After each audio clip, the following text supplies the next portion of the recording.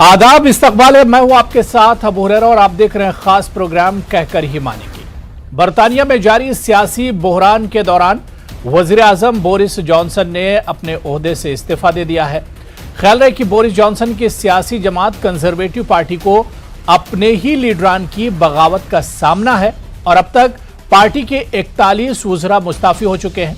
Boris Johnson पर भी इस्तीफे का दबाव है।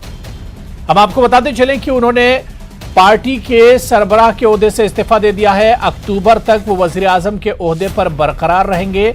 जब तक नए वजीर आजम का इंतखाब नहीं हो जाता है उस वक्त तक बोरिस जॉनसन वजीर आजम रहेंगे बरतानिया के। लेकिन कई तरह के सवाल उठ रहे हैं। आखिर कौन सी ऐसी बड़ी वजह थी कि बोरिस जॉनसन को इस्तीफा देना पड़ा, या बोरिस जॉनसन के काबीना के जो वज़रा हैं वो आखिर किस वजह से उनसे इतना ज्यादा नाराज हो गए कि एक के बाद एक लंबी फहरिस्त बनती चली गई और एक के बाद एक 40 से ज्यादा वज़रा जो है वो अपने ओहदों से मुस्ताफी होते चले गए। इन्हीं तमाम बातों पर हम चर्चा करेंगे। बहुत खास मेहमान मेरे साथ जुड़ रहा है। बहुत जल्दी अपने मेहमानों का आपसे तारुफ करा देता हूं। मेरे साथ रविंदर सचदेव जी हैं, फॉरेन एक्सपर्ट हैं। प्रोफेसर परीक्षित मनहास जी हैं, एक्सपर्ट हैं इंटरनेशनल अफेयर्स के। और प्रोफेसर मुहिबुल हक साहब हैं जो कि अलीगढ़ मुस्लिम यूनिवर्सिटी से हमारे साथ जुड़े हैं, आलमी उमूर के माहिर हैं। सभी मेहमानों का बहुत इस्तकबाल है न्यूज़ 18 उर्दू में।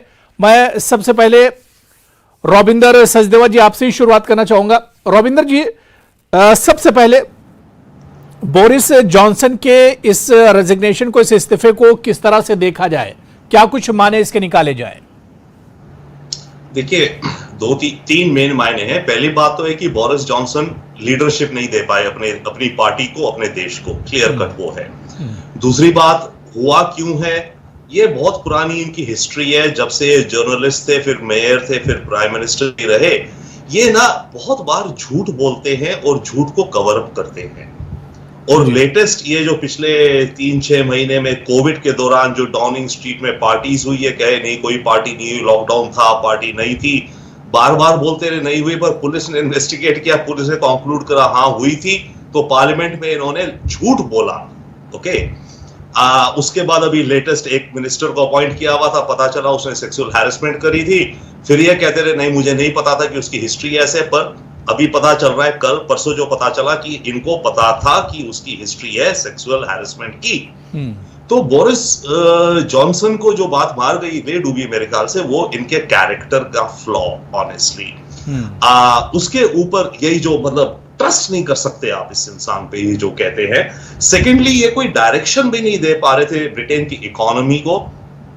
ब्रेक्सिट हुआ, ब्रेक्सिट की अभी काफी चीजें पेंडिंग है, पूरा खत्म नहीं हुआ क्योंकि पीछे कोविड आ गया था। ब्रेक्सिट के दौरान अभी इनकी जो नॉर्थ आयरलैंड का एक मुद्दा फंसा हुआ है, वहां पे भी कुछ क्लैरिटी लीडरशिप नहीं दे पा रहे हैं ये। उसके बाद कोविड हुआ और इकोनॉमी में इन्फ्लेशन बढ़ती जा रही है। और अब तो ऑब्वियसली यूक्रेन वॉर के चलते एनर्जी क्राइसिस, फूड इन्फ्लेशन, और इससे भी पहले कोविड के दौरान ब्रिटेन में बहुत तगड़ी सप्लाई चेन की प्रॉब्लम्स हो गई थी। आपको याद होगा 6 महीने 9 महीने पहले हो रहा था कि ब्रिटेन की दुकानों में मीट नहीं है, ब्रेड नहीं है, ट्रकर्स नहीं है, तो ये मैनेज नहीं कर पा रहे थे अपने देश को। तो इन 3-4 चीजों का कॉम्बिनेशन करके ये हुआ कि अल्टीमेटली इनके अपनी अंदर पार्टी के ही इनके लोग रिवोल्ट कर गए, क्योंकि उनको ये घबराहट, उनको ये डर है कि ये ठीक से लीड नहीं कर रहा है। अगर ये लीड नहीं करेगा तो आने वाली जो इलेक्शन है उसमें तो हमारी सीटें चली जाएंगी, हमारी पार्टी हारेगी और मैं जहां से भी लड़ूंगा मैं भी हारूंगा। तो अल्टीमेटली जो एमपीज है वहां पर उनको अपनी सीट की चिंता है, राइट? बिल्कुल। तो उनको यह था कि अगर हालात ऐसे चलते रहेंगे तो हमारी पार्टी चाहे कि अभी अगली इलेक्शन 2024 में है, परंतु कोई light at end of tunnel नहीं दिख रही, और इनका जो लीडरशिप स्टाइल है इज नॉट कन्विंसिंग, और ये कैरेक्टर की इनकी फ्लॉ है जो निकल के आ रहा है। तो इसके चलते पार्टी के अंदर के मेंबर्स ऑफ पार्लियामेंट भी इनके खिलाफ हो गए। बिल्कुल, यानी कई ऐसी कमियां थी जिसकी वजह से वो अपने साथियों को एक तरह से एतमाद में नहीं ले पाए। मैं प्रोफेसर मुहिबुल हक साहब आपके पास आना चाहूंगा।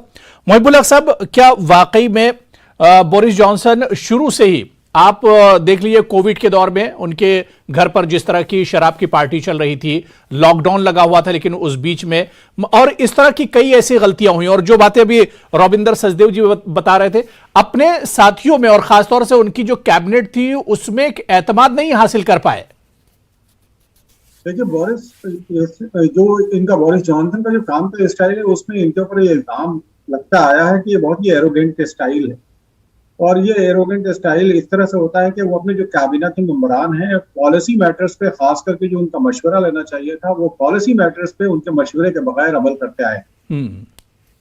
जहां तक कोविड के या लॉकडाउन के वक्त में शराब की पार्टी वगैरह का ताल्लुक है, हम जानते हैं कि हिंदुस्तान में रह करके हम लोग को ये बात अजीब सी लगती है, लेकिन शराब उस कल्चर का एक पार्ट है। वो इतनी बड़ी बात वहां के लिए नहीं होती है। लेकिन बहरहाल जब लोगों की मौत हो रही होती है और ऑक्सीजन की कमी हो रही होती है, लोग परेशान रहते हैं, और उस वक्त जब प्राइम मिनिस्टर फ्रंट से लीड नहीं करता है तो एक अजीब सी इमेज जाती है लोगों के जहन में। तो वो एक सामने था।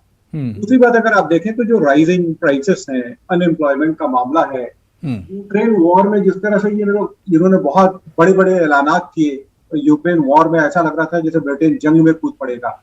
अल्टीमेटली ये जो हाइपर बोल है बोरिस जॉनसन का, वो एक ऐसी चीज है जो ब्रिटिश जो उनके काबिना के मेंबरान हैं या हाउस ऑफ लॉर्ड्स के मेंबरान हैं, वो उसको बहुत ज्यादा डाइजेस्ट नहीं कर पाए। नतीजे के तौर पे ये आपके सामने रिजल्ट आया। बिल्कुल। प्रोफेसर प्रक्षित मनहास जी, काबीना के 50 से ज्यादा आपके जो साथी हैं या आपके जो कैबिनेट के जो मिनिस्टर्स हैं, वो अगर आप पर एतमाद नहीं करते, इसका मतलब ये कि अंदर खाने जो है सब कुछ ठीक ठाक नहीं चल रहा था। हाँ, नमस्कार जी। बिल्कुल बिल्कुल, जैसे कि अभी बाकी एक्सपर्ट्स ने भी कहा, और ये इस टाइम पे बोरिस जॉनसन के लिए काफ़ी ट्रिकी पीरियड था, और इसके वेरियस रीजंस थे। कुछ रीजंस तो हमारे एक्सपर्ट्स ने डिस्कस किए, जैसे कि मैं यही जो कह रहा हूँ कि उनके जो चीफ विप थे क्रिस पिंचर, उन्होंने 29 जून को काफ़ी पार्टी वगैरह की और काफ़ी एम्बैरस किया गवर्नमेंट को, और उसको भी हाइड करने की कोशिश की बोरिस जॉनसन ने। फिर उसके बाद उनका अपना जो ये पार्टी गेट स्कैंडल हुआ था, जैसे कि जून 2020 में उन्होंने अपने घर में एक पार्टी रखी थी जबकि लॉकडाउन चल रहा था। पहले माने नहीं, फिर माने, और वो सारा एक ट्रस्ट, कहीं पे ट्रस्ट का फैक्टर बहुत बड़ा इंपॉर्टेंट था जो कि जा रहा था, और जिसकी वजह से उनके अपने एमपीज को उनके अंदर ट्रस्ट नहीं थी। आम नागरिक भी काफ़ी वो ट्रस्ट लूज कर रहे थे, तो उसकी वजह से ये सारी प्रॉब्लम्स हो रही थी। इसके अलावा अगर आप देखिए तो द कॉस्ट ऑफ लिविंग भी काफ़ी बढ़ रही थी, और टैक्स राइज भी हो रहा था। नेशनल इंश्योरेंस जैसे जो बिल्कुल यूके की एक बड़ी इंपॉर्टेंट पॉलिसी है आम नागरिकों के लिए, उसमें तकरीबन 1.25 पेंस पर पाउंड का इंक्रीज हो रहा था। और जो खासकर जो लोग 34,000 पाउंड से ज्यादा जिनकी ईयरली इनकम थी, उनको काफी ज्यादा टैक्स लग रहा था।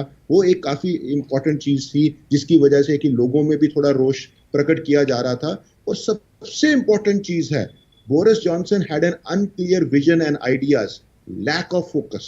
कोई फोकस नहीं था। मैं एक बात कहता हूं कि he is a very good orator, जैसे कि बहुत अच्छे स्पीकर थे। इसी चक्कर में 3 साल पहले उन्होंने इलेक्शन जिताई, जबकि इतना चांस नहीं था कंजर्वेटिव्स का जीतने का, पर उन्होंने वो इलेक्शन जिता दी। और वो उनका जिस तरह से वो बात करते थे, जिस तरह से वो प्रेजेंट करते थे, पर आप ज्यादा देर तक अपनी बातों से लोगों को गुमराह नहीं कर सकते, आम नागरिकों को गुमराह नहीं कर सकते। और इसी वेव को राइड करते हुए उन्होंने क्या किया कि पार्लियामेंट को भी गुमराह करना शुरू कर दिया, और साथ के एमपीज को भी। और इवेंचुअली जब चीजें बाहर सामने आने लगी तो ट्रस्ट की बहुत ज्यादा कमी दिखाई दी, और लोग उनके ऊपर बिल्कुल ट्रस्ट नहीं करने लगे, उनके एमपीज नहीं ट्रस्ट करने लगे।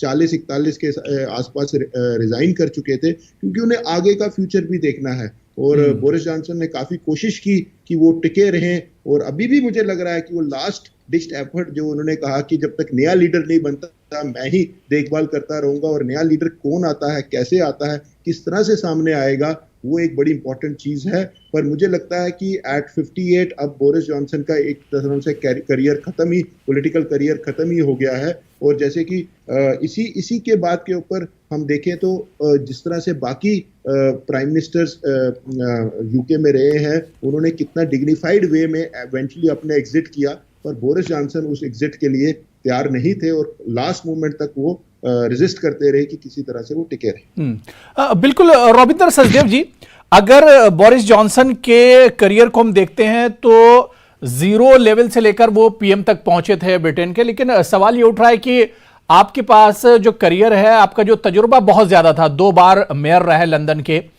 इसके अलावा मिनिस्टर रहे, फिर पीएम बनते हैं, और उसके बाद इतनी ज्यादा अगर खामियां हो आपके काम में तो सवाल उठता है। हाँ जी, हाँ, डेफिनेटली उठता है, बट पॉइंट इसकी अगर आप इनकी हिस्ट्री देखें, अगर उसमें जाते हैं तो डेफिनेटली ये भी देखना है कि फिर ये पावर में आए कैसे। ब्रिटेन में पिछले कुछ वर्षों से बड़ा टर्मोइल चल रहा था, खास करके ब्रेक्जिट को लेकर के, राइट। तो और कंजर्वेटिव पार्टी के अंदर भी क्लैरिटी नहीं थी कि ब्रेक्जिट को हमें रियली कैसे ब्रेक करना है यूरोपियन यूनियन से या नहीं, एटसेट्रा। तो उस समय जो इनकी लीडरशिप स्टाइल था वो काम कर गया। इन्होंने क्लियर कट आकर के ग्राउंड में आकर के बोला, नहीं जी हम तो क्लियर कट ब्रेक करेंगे, ब्रिटेन हम अलग करेंगे यूरोपियन यूनियन से। इस तरह का इन्होंने स्टांस लिया और कंजर्वेटिव पार्टी इनके साथ, क्योंकि वोटर्स को इन्होंने सिंपल मैसेज दिया। तो इनका जो ट्रैजेक्टरी या ग्रोथ रहा टू पावर उस तरह से रहा। हमेशा ये कंट्रोवर्सीज में रहे हैं, उसमें भी कोई डाउट नहीं है, पर बात ये कि अल्टीमेटली आकर के, जैसे अभी से पहले मेरे से एक एस्टीम्ड कोलीग हमारे एएमयू के प्रोफेसर साहब बोल रहे थे कि ब्रिटेन की कल्चर में वाइन पीना कोई गलत बात नहीं है। नॉर्मल, गलत क्या मतलब, नॉर्मल है, ठीक है, इंडिया में भी ठीक है, वहां भी ठीक है ज्यादा। पर प्रॉब्लम ये हो गई कि वहां पर इन्होंने डिनाई करा और हफ्तों तक पार्लियामेंट में बोलते रहे, नहीं ऐसा कुछ नहीं हुआ, ऐसा कुछ नहीं हुआ, झूठ बोलते रहे। तो हाँ, तो ब्रिटेन के पार्लियामेंट सिस्टम में एक ये प्रैक्टिस है, यस, कि आप पार्लियामेंट में झूठ नहीं बोलेंगे। तो ये इनकी अनडूइंग हुई एक, राइट। उसके बाद ये अभी जो दोबारा ये दूसरा जो केस आया, यही जो सेक्सुअल हैरेसमेंट, जो ये मिनिस्टर था या डिप्टी मिनिस्टर जिसको अपॉइंट करा था, इनको पहले पता था कि उसकी हिस्ट्री है, उसके अगेंस्ट केस था, केस बंद हो गया था। पर अब जब दोबारा परसों रात तरसों रात उसने कुछ ऐसा इंसिडेंट फिर किया, तो फिर बात आई, तो ये बोले नहीं जी मेरे को तो पता ही नहीं था, इसका पहले हिस्ट्री ऐसे है। फिर पता चला कि इसकी हिस्ट्री है, और इन्होंने अपनी कैबिनेट में मेंबर्स को बोला कि आप कोई मत बताना कि मुझे पहले पता था, और ये बात निकल गई। तो ये इनकी पुरानी हिस्ट्री, ये जो कैरेक्टर है, ये इसने इनको ले मारा। अदरवाइज ये, एंड सेकेंडली इस समय जो माहौल है पूरा ब्रेक्जिट के बाद, उसको ये हैंडल नहीं कर पा रहे हैं अभी तक, राइट। और एक्चुअली ये एक और यही कारण है, अभी मेरे ख्याल से अगेन हमारे एएमयू कोलीग जो बोल रहे थे कि ये हाइपरबोली यूक्रेन को लेकर के बोरिस जॉनसन इतना ज्यादा क्यों बोल रहे थे। डेफिनेटली पूरा यूरोप सपोर्ट कर रहा है, और इंग्लैंड और यूके अभी नहीं 2014 से सपोर्ट कर रहे हैं यूक्रेन को ये लोग, राइट, अपने हिसाब से। पर बोरिस जॉनसन अपना अटेंशन डाइवर्ट करना चाहते थे फ्रॉम डोमेस्टिक इश्यूज को लेकर के, वो यूक्रेन को लेकर के, पूरा यूरोप खतरे में है और यूक्रेन को हमें बचाना है, हमारा ये क्रूसेड है, राइट। तो ये अटेंशन डाइवर्ट करने का प्रयास कर रहे थे या कर रहे हैं अभी तक, क्योंकि इनकी अपनी डोमेस्टिक प्रॉब्लम्स इतनी बढ़ गई थी। बट अल्टीमेटली वो डोमेस्टिक इश्यूज कैचअप कर गई, क्योंकि इनकी पार्टी के अंदर बेसिकली लोगों को ये लगा कि इसकी क्रेडिबिलिटी नहीं है अब एक आम जनता के अंदर, वो हालात आ गए थे। क्रेडिबिलिटी नहीं है, तो वोटर्स जब वोट देने जाएंगे तो हम जो भी प्रॉमिस करेंगे, कितना लोग हमारी बात पे विश्वास करेंगे। और आने वाले वक्त में इस समय का अगर आप प्रोजेक्शन थोड़ा बहुत देखें, एस्टिमेट ये है कि ब्रिटेन के अंदर रिसेशन आने वाली है या फिर इवन स्टैगफ्लेशन आने वाली है, बैंक ऑफ इंग्लैंड ने कहा है। तो अगर इकोनॉमिक हालात ऐसे रहेंगे, चैलेंजेस है, आने वाले दिनों में बहुत से चैलेंजेस होंगे, तो ऐसे में कंजर्वेटिव पार्टी को बहुत ज्यादा लॉस हो रहा है। बिल्कुल। मैं प्रोफेसर मोहिबुल हक साहब आपके पास आना चाहूंगा। मोहिबुल हक साहब, यानी एक ऐसा पीएम जिसके ऊपर इतने ज्यादा एक तरह से इल्जामात लगे हों, और जो उसकी आधी से ज्यादा जो कैबिनेट है वही उससे अलग हो गई हो, और अभी भी उन्हें आगे मतलब एक तरह से कंटिन्यू करना है, वो 3 महीने अगस्त तक पीएम रहेंगे।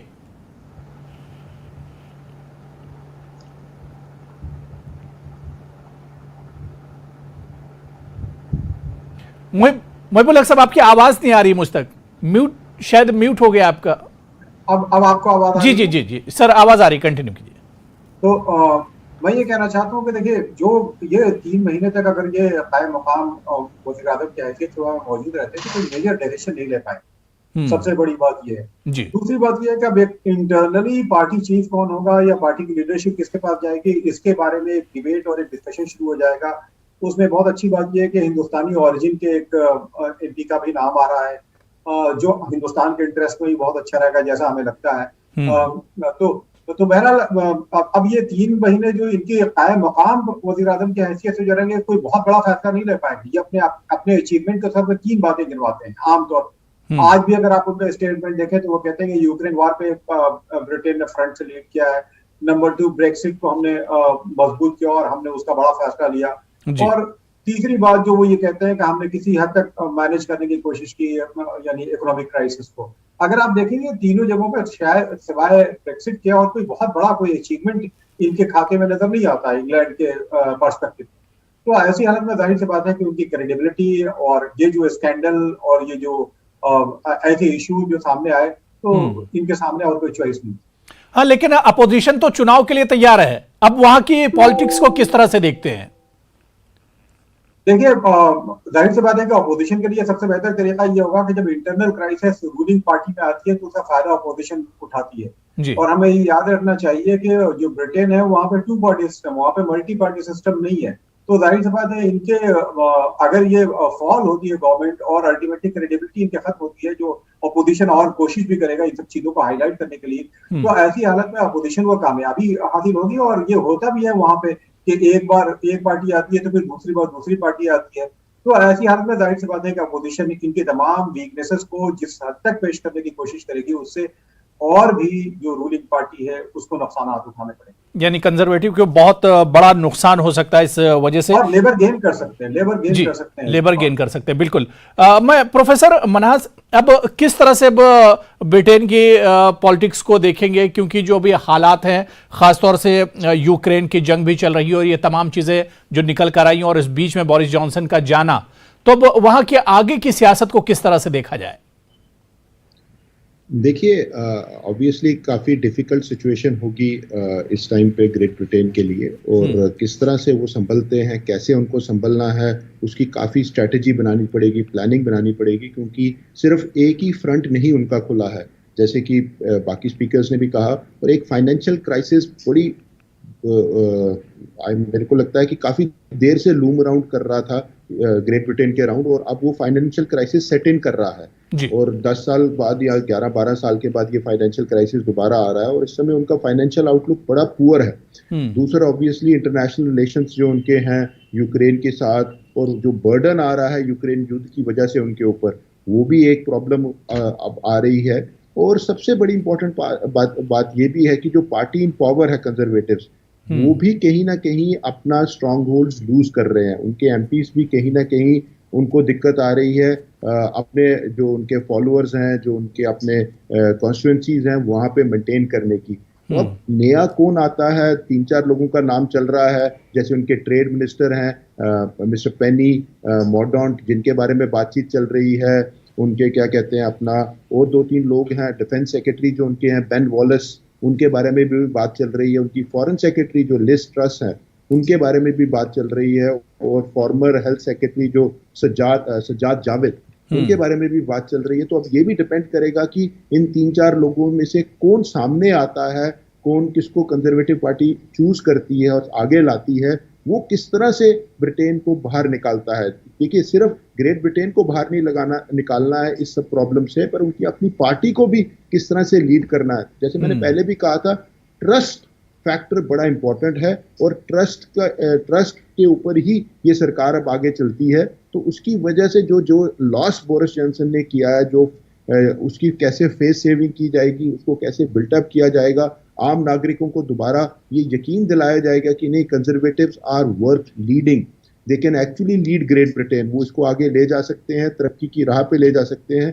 तो ये एक बहुत ही इंपॉर्टेंट चीज होगी इंटरनेशनल लीडर्स के साथ अब कोऑर्डिनेट करना है, क्योंकि जिस तरह से ये यूक्रेन युद्ध चल रहा है और जो इंटरनेशनल समीकरण बन रहे हैं पूरे ही यूरोप के, क्योंकि पूरा यूरोप अब कहीं ना कहीं डगमगाता दिख रहा है। जो उनकी सुप्रीमेसी थी over the years, over the centuries, वो खत्म हो रही है। तो अब उसको कौन लीड करेगा यूरोप को? बाकी लीडर्स उनकी तरफ, ग्रेट ब्रिटेन की तरफ किस तरह से देखेंगे और किस तरह से वो अपना रिलेशनशिप बिल्टअप करेंगे। अभी आपने देखा होगा कि Putin is having a field day Putin तो इतनी बेइज्जती कर रहा है ग्रेट ब्रिटेन की, और किस तरह से वो मॉक अराउंड कर रहा है बोरिस जॉनसन को, और पूरा रशिया जैसे मॉक अराउंड कर रहा है, तो उससे मुझे लग रहा है कि पूरे ग्रेट ब्रिटेन को और यूरोप का एक किस्म से मोरल भी डाउन हो रहा है कि हम लोग हमारी फाइनेंशियल कंडीशंस पुअर हो रही हैं हमारी। बिल्कुल रविंदर सचदेव जी, जिस तरह से तमाम पैनलिस्ट ने अपनी बात रखी, ग्रेट ब्रिटेन के लिए बहुत चैलेंजिंग मतलब एक तरह से ये दिन है अगर अब यहां से देखा जाए, क्योंकि अचानक बोरिस जॉनसन का रेजिग्नेशन होता है और इसके अलावा जो कारनामे बोरिस जॉनसन ने किए इसका खमियाजा उनकी पार्टी यानी कंजर्वेटिव पार्टी को भी उठाना पड़ेगा आने वाले दिनों में। Thank you. जी हाँ, बिल्कुल, जो कारनामे इन्होंने करे और जिस तरह की लीडरशिप इन्होंने दी अपने देश को और जिस हालात पे ये छोड़ रहे हैं इस समय, उसका खामियाजा भरना पड़ेगा। जो भी अगला लीडर आएगा वो कोई ज्यादा इंप्रूवमेंट नहीं कर पाएगा डोमेस्टिक हालात में, क्योंकि हालात आज की तारीख की दुनिया में ऐसे हैं, इकोनॉमी को लेकर के खासकर, right, I mean food and Ukraine war and ये सारी बातें, प्लस ब्रेक्जिट। देखिए, ब्रेक्जिट में बोरिस जॉनसन की एक और प्रॉब्लम थी, अमेरिका के साथ एक ट्रेड एग्रीमेंट करना चाह रहे थे, बाइडेन भी इनसे ज्यादा खुश नहीं थे, क्योंकि इन्होंने ब्रेक्जिट में एक मामला फंसा हुआ है, वो है नॉर्थ आयरलैंड का, राइट। तो अगर जब तक वो सॉल्व नहीं होता तब तक ब्रेक्जिट का ब्रेकअप नहीं होगा। और उसमें प्रॉब्लम या खतरा यह है कि जो गुड फ्राइडे एग्रीमेंट हुई थी, जो आयरलैंड में शांति जिसके बाद बनी, तो उसके भी उभरने के फिर से चांसेस कि वो गुड फ्राइडे एग्रीमेंट ही कहीं डिसरप्ट ना हो जाए। तो वो भी एक बहुत बड़ा चैलेंज है जो कि बोरिस जॉनसन मैनेज नहीं कर पाए और अगले लीडर को मैनेज करना पड़ेगा। अगर वो ढंग से मैनेज नहीं कर पाएगा तो यूएस भी इनके साथ ट्रेड एग्रीमेंट में वो एक गेम खेल रहा है, नेगोशिएट कर रहा है। नाउ स्टेपिंग बैक, प्रॉब्लम ये है कि देखिए अगला जो प्राइम मिनिस्टर है, जरूरी नहीं अगस्त या सितंबर में इनकी पार्टी की एनुअल मीटिंग होनी है, जरूरी नहीं है कि तब इलेक्ट हो, वो तो एक आउटर लिमिट है, उससे पहले भी इलेक्ट हो सकता है। वो एक प्रोसेस है।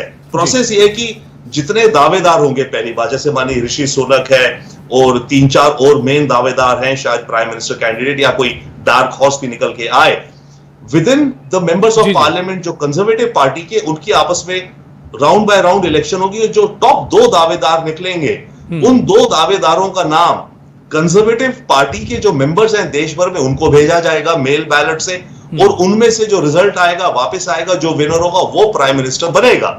तो ये जो प्रोसेस है ये भी महीनों का प्रोसेस है, या फिर जब कंजर्वेटिव पार्टी अगस्त या सितंबर अक्टूबर जब भी मिल रही है तब हो कि चलो तभी कर लेंगे।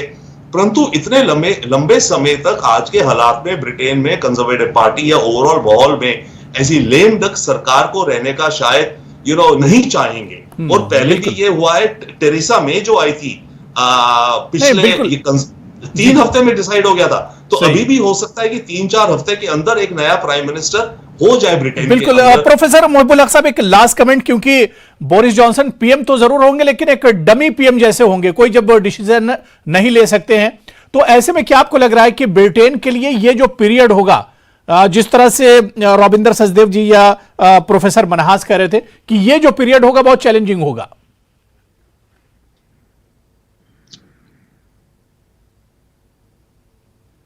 लेने के लिए तैयार रहना पड़ेगा। जो हालत यूक्रेन क्राइसिस की है, और ये सुनने में आता है कि शायद पुतिन जो है किसी और कंट्री पे भी अटैक कर सकते हैं, तो ऐसी हालत में एक फॉरेन पॉलिसी के मसले पर बड़ा फैसला लेना होगा। दूसरी बात, जो इकोनॉमिक क्राइसिस पूरी दुनिया में जो डेवलप हो रही है, जो आहिस्ता रिसेशन आ रहा है 2008 की तरह, यानी पोस्ट कोविड इकोनॉमी को जो मैनेज करने का एक पूरा चैलेंज है ब्रिटेन के सामने, और खासकर के ब्रेक्सिट के बाद एक बड़ा जो चैलेंज है, ये ब्रिटेन कैसे मैनेज करेगा। तीसरी बहुत अहम बात है कि जो यूथ फ्रस्ट्रेशन डेवलप हो रहा है, अगर आप देखें अनएम्प्लॉयमेंट की वजह से या जो लोगों में इन्फ्लेशन की वजह से, इन तमाम चीजों को, इन तमाम चैलेंजेस को फेस करना इंग्लैंड के लिए एक बहुत बड़ा चैलेंज बनेगा। और जाहिर सी बात है कि मैं ऐसा समझता हूं कि ऑपोजिशन ये कोशिश करेगी कि न्यू इलेक्शन का अनाउंसमेंट जल्द से जल्द हो जाए और फ्रेश इलेक्शन के जरिए ही प्राइम मिनिस्टर का सिलेक्शन हो। आप देखेंगे कि इनके प्रेशर बनाने की कोशिश करेगी ऑपोजिशन। बिल्कुल, यानी ब्रिटेन के सामने अब चैलेंजेस बहुत हैं और जल्द से जल्द कोई मसले का हल निकालने की कोशिश की जाएगी। आने वाले दिनों में ब्रिटेन की क्या कुछ सियासत होगी ये देखना भी बहुत अहम होगा। बहुत बहुत शुक्रिया प्रोफेसर मोहिबुल हक साहब हमारे साथ जुड़ने के लिए, प्रोफेसर परीक्षित मनहास जी और रविंदर सचदेवा जी, सभी का बहुत बहुत शुक्रिया डिबेट में जुड़ने के लिए। आदाब।